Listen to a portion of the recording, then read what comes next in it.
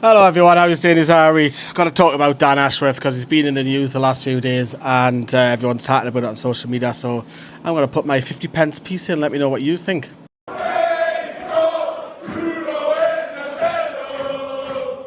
Hello everyone, as I say, how are you doing? Dan Ashworth. We will talk a little bit about Emil Krath as well, but it's everywhere at the minute. Keith Downey's tweeted, Craig Hope's tweeted, there's been exclusives, that Man United are going to be after him, and there's going to be approach sometime next week that they want to get him across to Manchester United to start Sir Jim Ratcliffe's revival of Manchester United, whatever you want to call it. Look, Dan Ashworth, we know his history of England, men and women's, is fantastic. We know that he's done fantastic things at Brighton.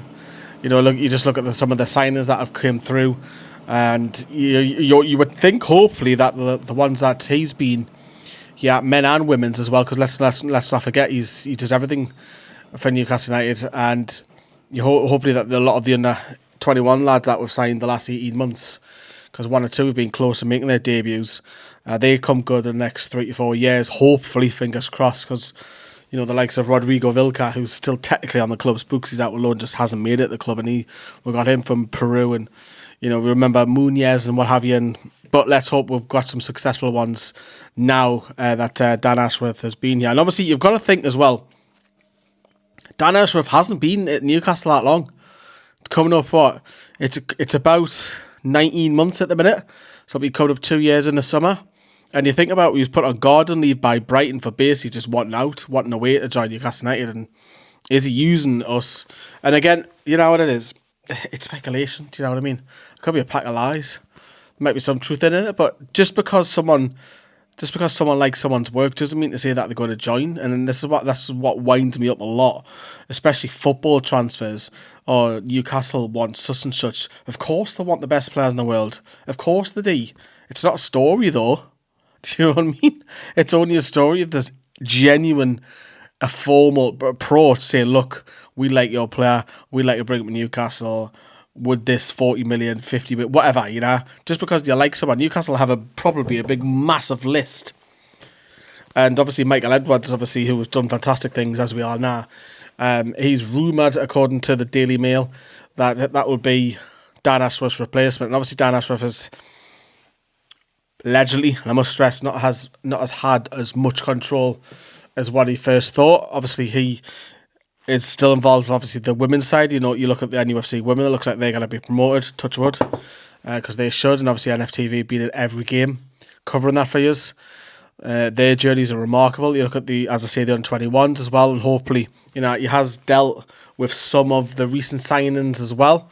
Yes, we know that the Sandro Tonali one, you can't really do much about that, do you know what I mean? So he is involved in that, and obviously, as I say, hopefully the under-21s come through in the next 2 or 3 years, because we've had a couple of disasters recently. But the thing is as well, it's how much do you believe it, first of all? That's the first thing. I always question. Say for me, I question everything, because I just don't trust some journalists. I just haven't. I've got my own reasons for that.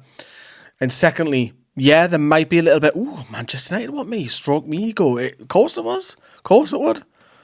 Got to be daft not to say, let me at least look at it. And then obviously he's got to be paid more. Let's face it, Manchester United are a bigger club than the Toon. Let's face it, commercially, way bigger than us. We've got miles and miles and miles to go to catch up with Man United. I'm not even getting into the topic of FFP and what have you, but you might look at it and think, yeah, go on then. Or do you know what? It's not for me. So we are allegedly expecting an approach. And look, you can take that as gospel. I'm just think of my 50 pence piece. As I say, I think be careful if it's not all true, because not all of it will be. There'll be some element of it that you might want to listen to it if it's genuine interest, but genuine as in an approach, because that's all it is. Newcastle, as I say, probably have an interest in probably 5 different positions per player. It doesn't mean to say that they're actually going to go in for them other. But look, let us know how you think on this one as well. Emil Krath, of course, we've seen that as well. Now, I've seen a little bit of debate on social media about Emil Krath as well, saying, why have we kept him on for another year? Well, obviously, Eddie Howe did hint in his presser last week that he's the club can trigger a contract extension and the halve for an extra year, so he'll stay. Look, I think for Newcastle, if he was a free agent anyways in the summer. And it just gives that option of having cover once again, because he's not only just playing right back, he's also covering at centre back as well. And he knows he's doing the pecking order. And I think that's all right, having a squad player who knows that.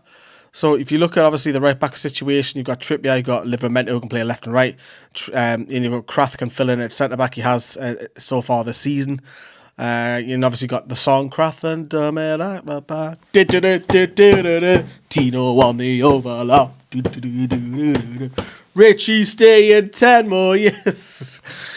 But he's got obviously his own song, hasn't he? So look, it makes sense for me for 1 year. For 1 year. Do you keep Dummett on? Because Dummett's barely featured. I know he ticks the box for obviously you club trained players, which is slightly different to home trained players. But look, we're not getting to that. I think it just makes sense from his cover. And does he ever let you down? When's the last time you thought, I don't want Emil Krath on my side? You haven't really said that recently, have you? Not since really Eddie Howe's come in. He's the player totally, and he's not the only one. You look at gotta look at Fabian Schär alongside him to the left of him, and you look at obviously the midfielders. There's a couple of midfielders who've blossomed since Eddie Howe. It's coming. Anthony Gordon's one, so Longstaff's better, I feel. So we can go on. But I think it makes sense just for Krath, just for 1 year. Look, he's happy to be a squad player, and he'd probably play 15 games a season if he's lucky, and that's if he's lucky.